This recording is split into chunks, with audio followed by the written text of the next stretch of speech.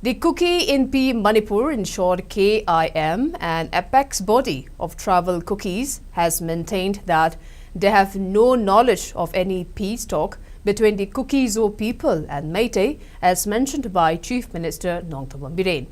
The press note that was issued by Secretary of Information and Publicity of KIM Kim Janholun Haukip further maintained that the Kuki-Zo will remain committed to its resolve for a political boycott of the Manipur government, alleging for orchestrating and perpetrating the persecution against the Kuki-Zo people.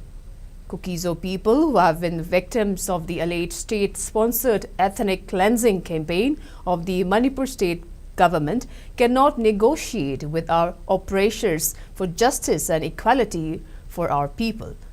While reiterating on its demand for a union territory with the legislature, Janholun Haukip also asserted that any supposed peace talk or political negotiations without the knowledge of the Kuki-Zo and its constituent organization is only illusionary. The Kuki-Zo and its constituent organizations are the only legitimate bodies to maneuver a way forward for the Kuki-Zo people.